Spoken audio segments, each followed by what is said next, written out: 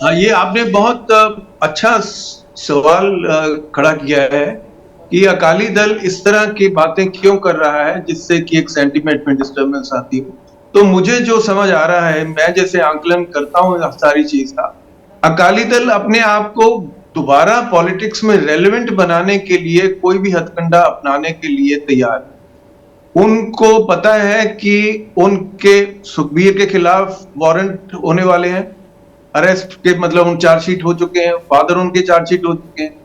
तो अकाली जो है, जैसा मैंने पहले भी आपसे निवेदन किया था कि अपने आप को रेलेवेंट बनाने की एक लड़ाई लड़ रहे हैं। They have suddenly become irrelevant in the state. So इसलिए मुझे लगता है कि जो आपने अभी ये विषय चर्चा के लिए रखा है, इसमें they are trying to become, जैसे उन्होंने ये भी अनाउंस किया कि जितने भी सिख पकड़े गए हैं 180 आसपास, उसको अकाली दल जो है वो फ्री लीगल एड देगा। कल सुखबीर बादल ने ये भी बयान दिया। तो सुखबीर बादल किसी ना किसी रूप में कहीं ना कहीं अपने आप को सारे सीन में एक रेलेवेंस ढूंढने के लिए इस तरह की बातें कर रहा है, जो मेरे को समझ आती है। ये प्रयास उन्होंने किसानों के समय में भी किया था, लेकिन किसान आंदोलन के समय किसान जो मुखिया थे ऑर्गेनाइजेशन के, उन्होंने किसी पॉलिटिकल पार्टी को आने नहीं दिया। इसलिए अकाली दल जो था वो किसान मूवमेंट से भी कुछ ज्यादा पॉलिटिकल गेन्स नहीं ले पाया था। तो इसमें भी अब ऐसे है कि जैसे कल सुखबीर ने कह दिया कि मैं सारे के सारे जो सिख बंदी बने हैं, मतलब जिनको गिरफ्तार किया गया है अमृतपाल के केस में, एनएसए में, उनको हम लीगल एड दें। Now they didn't ask for the legal aid, लेकिन सुखबीर खुद जा रहे हैं, खुद 4 कदम आगे जा रहे हैं। वो इसलिए है क्योंकि वो जानते हैं कि पॉपुलर सेंटिमेंट जो है सिखों के अंदर, पर्टिकुलरली सिख यूथ के अंदर, वो अमृतपाल के फेवर में।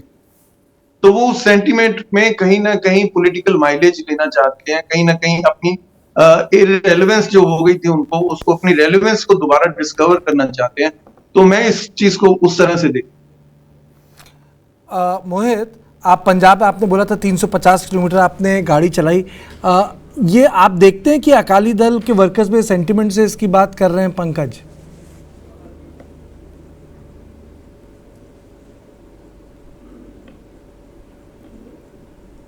देखिए, अकाली दल का एक डेलीगेशन आज जालंधर डीसी को जाकर एक ज्ञापन भी देकर आया है इसी मुद्दे पर। और मैं बिल्कुल, उपाध्याय साहब बिल्कुल सही कह रहे हैं कि ये सर्वाइवल की लड़ाई है। अकाली दल थोड़ा सा कंफ्यूज भी है। मैं थोड़ा सा आपको बैकग्राउंड में बताना चाहूँगा। 2022 में क्या हुआ, बहुजन समाज पार्टी के साथ विधानसभा चुनाव के लिए गठबंधन हुआ, तो ऐलान कर दिया गया कि डिप्टी सीएम दलित होगा।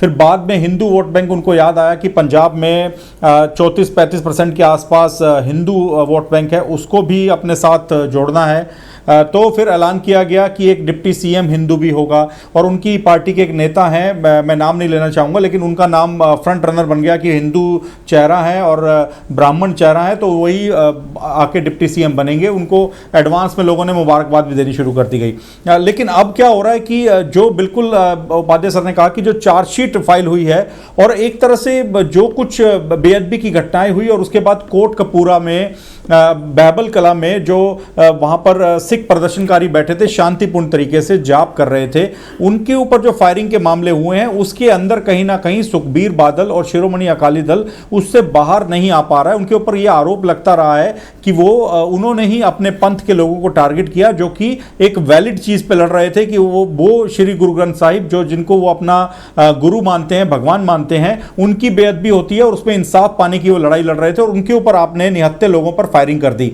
तो मुझे लगता है कि वो पंथिक वोट बैंक ढूंढने की एक कवायद है। और इसमें देखिए, कांग्रेस को भी लगता है कि कहीं सिख वोट बैंक ऐसा ना हो कि अकाली दल फिर से खड़ा हो जाए एक पंथिक पार्टी बनके और जो सिख वोट है पंजाब का वो जुड़ जाए।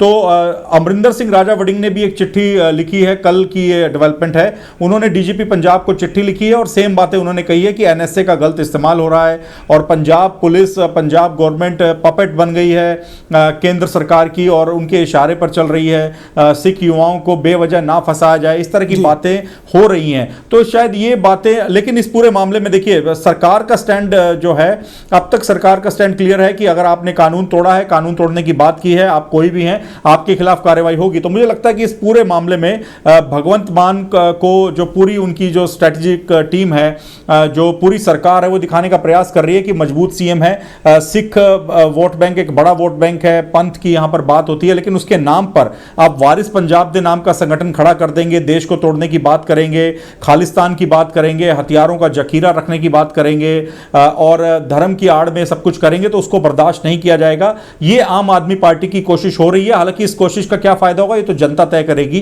कि किस तरह से वो भगवंत मान को इस पूरे फ्रेमवर्क में देखती है कि भगवंत मान एक मजबूत सीएम बनकर उभरते हैं या नहीं। लेकिन ये बात बिल्कुल सही है कि अकाली दल अपने रिवाइवल का प्रयास कर रहा है। वो चाहता है फिर से पंथिक पार्टी का ठप्पा लगे और सिख जो युवा हैं, सिख जो वोट बैंक है, उनके साथ फिर से जुड़े, पंथिक पार्टी का ठप्पा लगे। एक ब्रेकिंग न्यूज़ है, अमृतपाल सिंह के फाइनेंस का काम देखने वाले दलजीत सिंह की पत्नी ने पंजाब हरियाणा हाईकोर्ट में हेबियस कॉर्पस फाइल कर दी है। आरोप लगा है कि उनका ये आरोप है कि उनके पति दलजीत सिंह कलसी को गैरकानूनी तरीके से असम में हिरासत में रखा गया, उन्हें जल्द से जल्द कोर्ट के सामने पेश किया जाए। ये जो मैं आपको ब्रेकिंग न्यूज़ दे रहा हूं कि मामले को अदालती अमली जामा भी पहनाया जा रहा है, और इस अमली जामे को पहनाने का मतलब है कि लोग कोशिश कर रहे हैं कि रिलीफ लिया जाए। अब ये रिलीफ कैसे मिलेगा वो अलग बात है, लेकिन ब्रजेश, एक क्लोजिंग कमेंट मैं आपसे लेना चाहूँगा।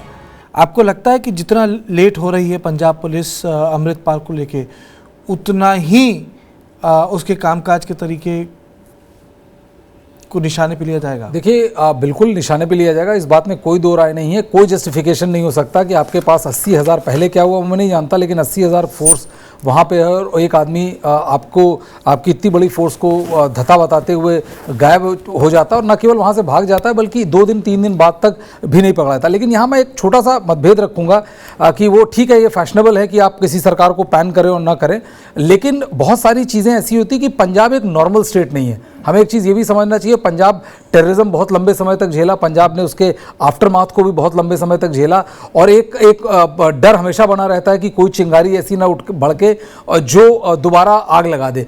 अब इस पूरे प्रकरण में सेंट्रल इंटेलिजेंस एजेंसीज का भी बड़ा रोल होता है, जो पैन करते हैं कि बाहर कौन कौन आदमी है जो टेररिज्म से रिलेटेड ट्रेनिंग ले रहा है, ट्रेनिंग पा रहा है। यदि बाहर से कोई आदमी या बाहर से कोई ग्रुप इंडिया आ रहा है, तो मुझे लगता है पंजाब से ज़्यादा सबसे पहली चीज़ तो आएगी कि सेंट्रल इंटेलिजेंस एजेंसीज क्या कर रही थी। दूसरी चीज़, ये जो 50 ऐसे देश हैं जहां पर कई बार दंगे होते हैं, आप देखेंगे सारे states central arm police forces लेते हैं, होम मिनिस्टर अमित शाह से मिलते हैं, मतलब जो भी उस वक्त दलजीत कलसी की तस्वीर है जो मैं खबर बता रहा था, बस जो उनसे होम मिनिस्टर से, जो भी उस वक्त के होम मिनिस्टर रहते हैं, और उनसे लेते हैं और कार्रवाई करते हैं।